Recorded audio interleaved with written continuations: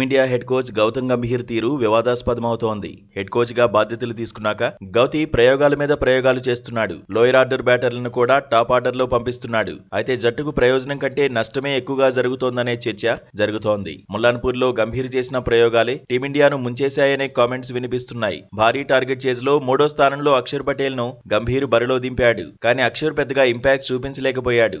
ఎదురుదాడి చేయలేకపోయాడు.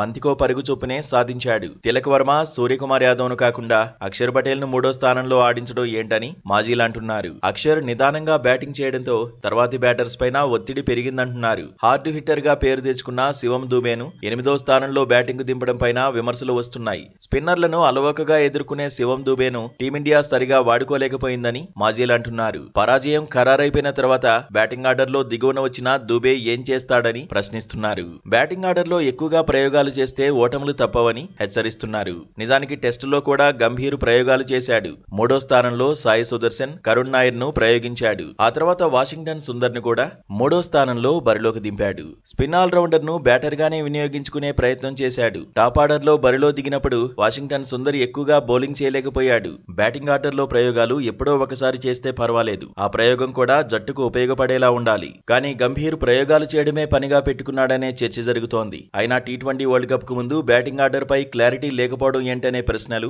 వినిపిస్తున్నాయి. మెగా ఈవెంట్ కు ఈసారి భారతే ఆతిథ్యం ఇస్తోంది. ఫిబ్రవరిలోనే మెగా టోర్నీ ప్రారంభం కాబోతోంది. టీ20 వరల్డ్ కప్ కు ముందు టీమిండియా ఇంకా 8 మ్యాచ్లే ఆడాల్సి ఉంది. అయినా తుది జట్టుపై బ్యాటింగ్ ఆర్డర్ పై టీం మేనేజ్మెంట్ కు క్లారిటీ లేనట్టే కనిపిస్తోంది. ఎప్పుడు ఎవరు బరిలో దిగుతారో తెలియని పరిస్థితి ఉంటే ప్లేయర్లు కూడా గందరగోళానికి గురవుతారు. ఆత్మవిశ్వాసాన్ని కోల్పోతారు. జట్టులో ఉంటామో లేదో, బ్యాటింగ్ ఆర్డర్ లో ఏ స్థానంలో బరిలో దిగుతామన్న విషయంపైన క్లారిటీ లేకపోతే ప్లేయర్ల నుంచి సరైన ప్రదర్శనను రాబట్టుకోలేమని మాజీలు చెబుతున్నారు. ఇప్పటికైనా గంభీర్ తన వ్యూహాలను మార్చుకోవాలంటున్నారు. టీ20 వరల్డ్ కప్ వరకు ఇలాగే ప్రయోగాలు చేసుకుంటూ పోతే టైటిల్ ను నిలబెట్టుకోవడం కష్టమవుతుందని తేల్చి చెబుతున్నారు. మొత్తంగా బ్యాటింగ్ ఆర్డర్ పై మున్ముందు గౌతీ ఎలాంటి నిర్ణయాలు తీసుకుంటారనేది ఇప్పుడు ఆసక్తి రేపుతోంది.